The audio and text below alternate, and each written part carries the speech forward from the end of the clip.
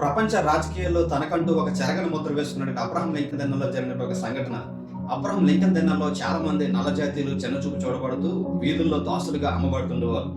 Lincoln తన కారులో US నగరంలో ప్రయాణం చేస్తుంటే అమ్మకానికి సిద్ధంగా ఉన్న ఒక నల్ల జాతీయురాన్ని చూసి ఆమెకు నిర్ణయించినటువంటి ధరను అబ్రహం లింకన్ చెల్లించి తన కారులో తీసుకెళ్తూ ఉండగా విడిపించబడిన ఆ అమ్మాయి అబ్రహం లింకన్ అడిగిన ప్రశ్న, అయ్యా, నేను స్వతంత్రాన్ని కావడానికి మీ దగ్గర ఎన్ని సంవత్సరాలు దాసిగా పనిచేయాలి అని అడిగినప్పుడు అబ్రహం లింకన్ నవ్వుతూ ఇచ్చినటువంటి సమాధానం, కుమార్తె, నీకు నిర్ణయించిన ధరను నేను చెల్లించాను. ఇక నువ్వు నాకు దాసురాలుగా ఉండనవసరం లేదు. నువ్వు స్వతంత్రాలువి. ఎందుకనగా నీ మీద నిర్ణయించిన ధరను నేను చెల్లించి నేను విడిపించాను అని తెలియ చెప్తాడు.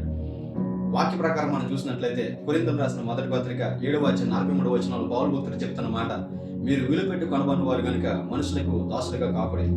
ఈ ప్రపంచంలో మనుషుల మీద పాపం ఏలుబడి చేస్తున్నప్పుడు ఈ పాప బంధకాల్లో పాపపు దాస్యంలో చిక్కుకున్నటువంటి మానవుని విడిపించడానికి క్రీస్తు ఈ లోకానికి వచ్చి మానవుని మీద ఉన్నటువంటి ప్రతి పాప భారాన్ని తొలగించడానికి క్రీస్తు తన రక్తాన్ని చెల్లించి తన ప్రాణాన్ని వెలగా అర్పించినట్లుగా మనం చూడగలుగుతాం.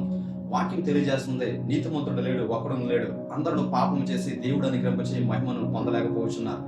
దేవుని యొక్క మహిమను పొందకుండా అందరూ కూడా నశించే మార్గంలో ఉన్నప్పుడు క్రీస్తు ఈ లోకానికి వచ్చి ప్రతి మానవుని కొరకు తన ప్రాణాన్ని అర్పించి పాప బంధకాల నుంచి పాపపు దాసుని విడిపించడానికి క్రయధనముగా ప్రతి వారి కొరకు తన ప్రాణాన్ని పణముగా పెట్టి విడిపించినట్లుగా మనం చూస్తాం. అందుకే పౌలు భక్తుడు అంటాడు, మీరు విలువ పెట్టి కొనబడిన వారు కనుక మనుషులకు దాసులుగా కాకూడదు. ప్రపంచంలో ఈ రోజు చాలా మంది వివిధ రకాలైన వాటికి బానిసలు అయిపోతున్నట్లు మనం చూడగలుగుతాం. చాలా మంది సిగరెట్లకు బానిస అయిపోతుంటారు, చాలా మంది మద్యానికి బానిస అయిపోతుంటారు, చాలా మంది చెడు వ్యసనాలకు బానిసలు అయిపోతుంటారు.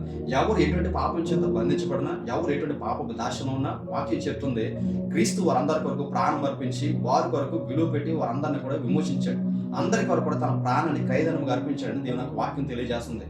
నీవు నేను మనుషులైన వారు ఎవరైనా సరే ఏ బంధకాల్లో ఉన్నప్పటికీ వారందరి కొరకు క్రీస్తు ప్రాణం అర్పించి దాస్యంలో ఉన్న మనుషుల కొరకు తన విలువను అర్పించి అందరిని కూడా స్వతంత్రంగా చేశాడు. ఇటువంటి స్వతంత్రాన్ని ప్రపంచంలో నీకు నాకు ఎవరూ ఇవ్వలేదు. నిన్ను దేని నుంచైనా సరే స్వతంత్రంగా చేసేది ఒకటే, క్రీస్తు యొక్క శిలువ త్యాగం.